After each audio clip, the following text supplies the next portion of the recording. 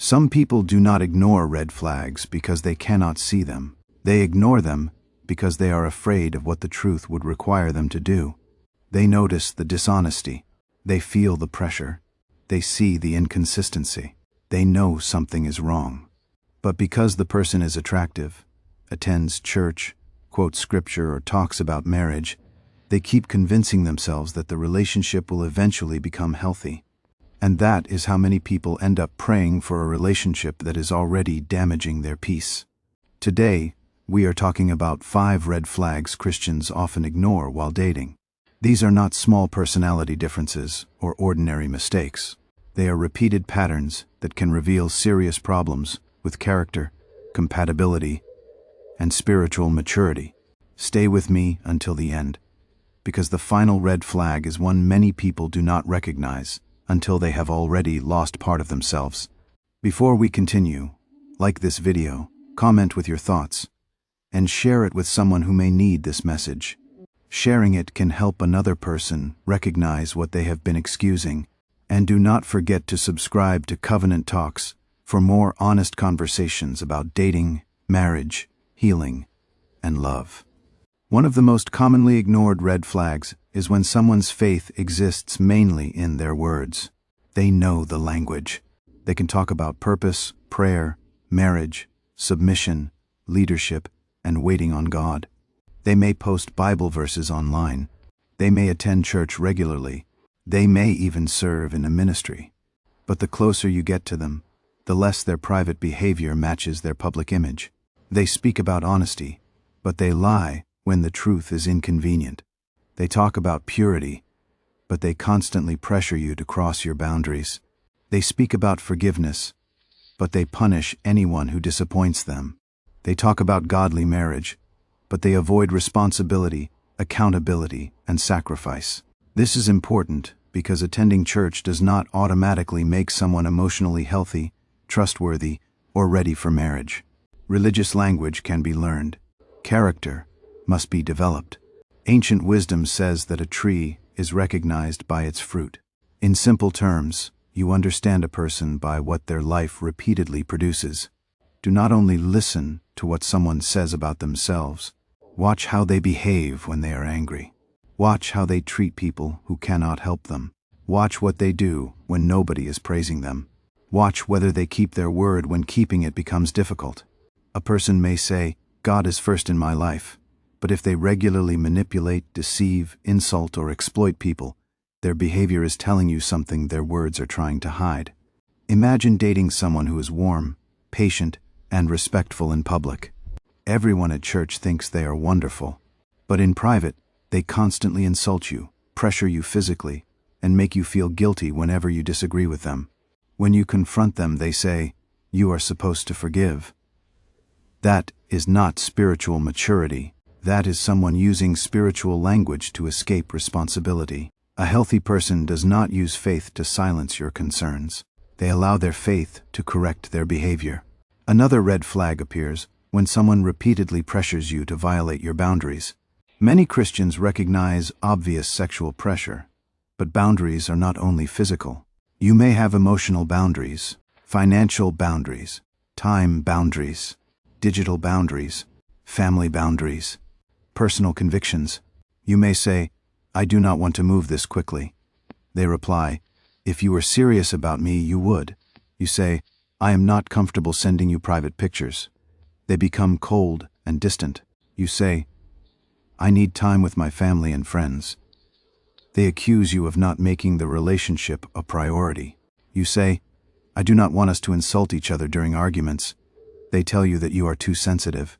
Someone who cares about you may not understand every boundary immediately, but they will care that the boundary matters to you. Someone who wants control will treat your boundary as a challenge they need to defeat. And this is where people often become confused. They think that because they are dating with marriage in mind, they must prove they are fully committed by giving the other person unlimited access. Access to their body, access to their phone, access to their money, access to their time, access to every friendship. But dating is not marriage. Dating is a period of observation and discernment. You are learning whether this person can be trusted with greater access later. You should not have to surrender all your boundaries just to prove that your feelings are real. Here is something worth remembering. The person who is right for your future will not keep demanding that you betray yourself to prove you love them. Healthy love respects freedom. Manipulation punishes freedom. If saying no makes someone withdraw affection, threaten the relationship, become aggressive, or question your faith, do not ignore that pattern. That behavior will not automatically disappear after marriage. Marriage often reveals patterns more clearly. It does not magically erase them. Another serious warning is a person who refuses accountability. Everyone makes mistakes. Everyone has weaknesses. Everyone enters relationships with areas that still need growth. The issue is not whether someone is imperfect. The issue is whether they can be corrected. Can they admit when they are wrong? Can they apologize without adding, "But you made me do it"? Can they receive advice from wise people? Can they accept consequences? Are they willing to seek counseling or mentorship when necessary? Or do they believe everyone who challenges them is jealous, controlling, disrespectful, or against the relationship?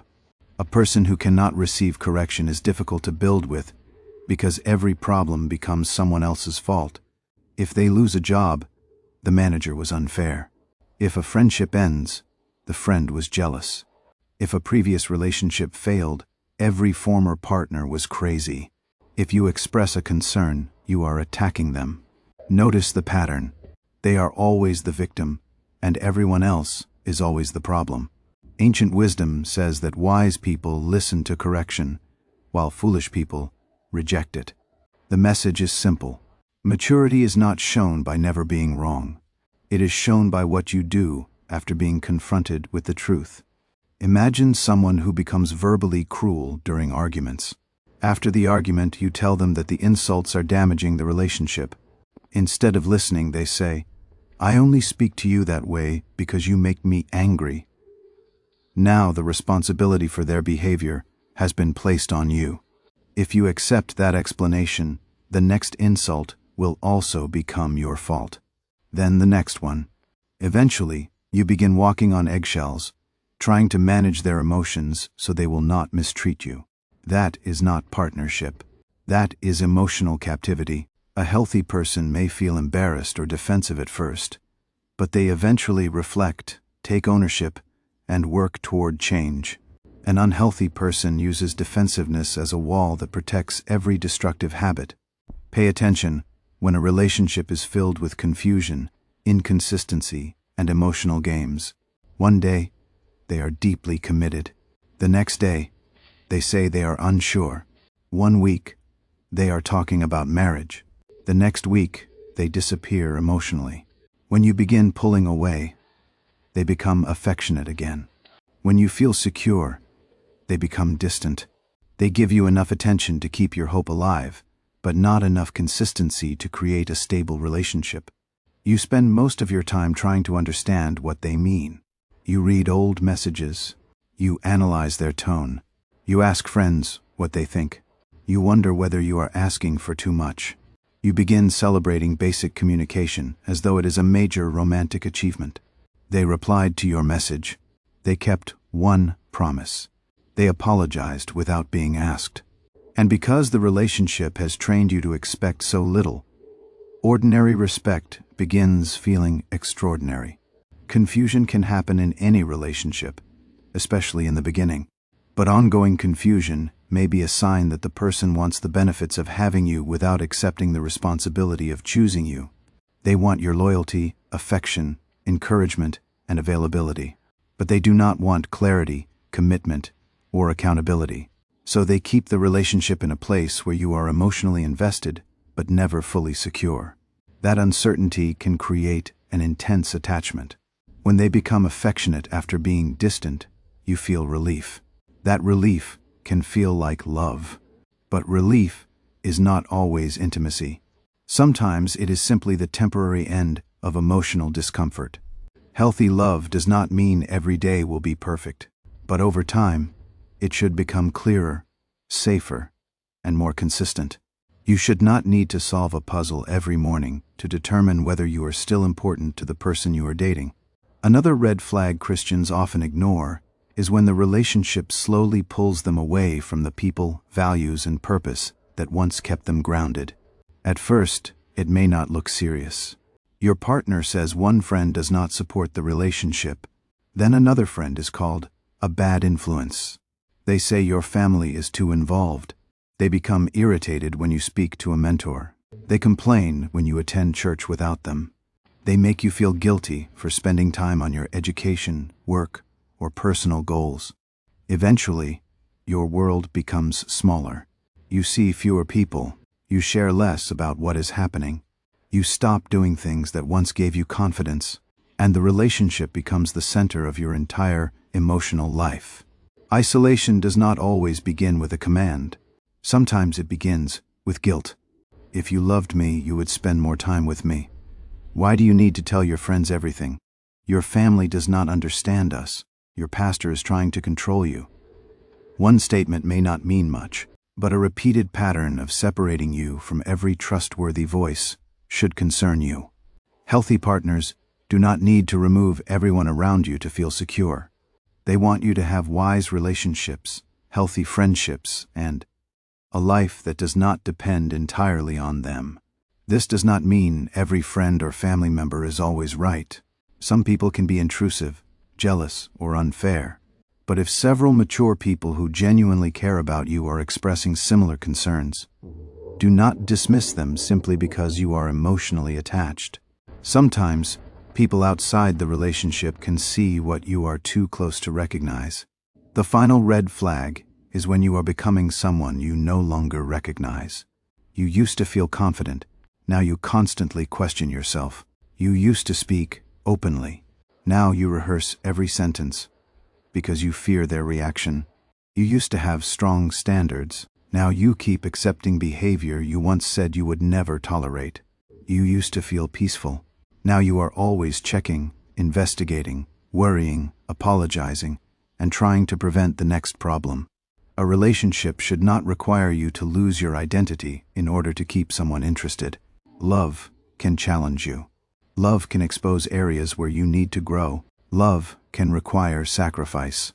But healthy love does not repeatedly make you feel small, ashamed, confused, afraid, and powerless. Ask yourself an honest question. Who am I becoming in this relationship? Am I becoming more honest or more secretive? More peaceful or more anxious? More responsible or more distracted? More connected or more isolated? More confident or more dependent? Do not only ask whether you love them, ask what loving them is doing to you. You can have strong feelings for someone who is not healthy for your future. You can feel chemistry with someone who lacks character. You can share faith with someone who lacks maturity. You can pray with someone who still manipulates you. And you can believe someone has potential, while their present behavior continues harming you. Potential is not a foundation. Patterns are. So what should you do when you recognize these red flags? Slow the relationship down. Do not allow fear to rush you toward engagement, marriage, sex, moving in together, or financial dependence. Time exposes what intense emotions often hide. Talk honestly about the behavior. Do not use vague language. Instead of saying, "You need to treat me better," explain the specific pattern. When we disagree, you insult me. You continue pressuring me after I say no. You promise commitment when I pull away, but become distant when I feel secure. Then pay attention to the response. Do they listen? Do they accept responsibility? Do they blame you? Do they become threatening? Do they change only for a few days before returning to the same pattern? Speak to someone mature and trustworthy. Do not hide the relationship because you are afraid others will confirm what you already know. Choose someone balanced who values truth, safety, accountability, and healthy relationships. And judge change by consistency, not emotion. Tears are not change. Flowers are not change. Long messages are not change. Saying, "God is working on me," is not change. Change is new behavior repeated over time. None of these warning signs automatically means someone is evil or beyond growth. People can heal. People can mature. People can take responsibility and become healthier. But you should not sacrifice your present life to a future version of someone they have not chosen to become. Do not ignore a lack of character because the chemistry is strong. Do not ignore manipulation because they call themselves Christian. Do not ignore pressure because they say marriage is the goal.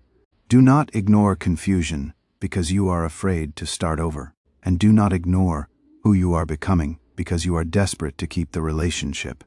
Dating is not only about finding someone who says they love you. It is about discerning whether the way they love is safe, honest, responsible, and capable of building a healthy future. If this helped you, like, share, and subscribe to Covenant Talks. Comment below and let me know your thoughts. Which red flag do you think people ignore most often when they are dating someone they deeply want to marry?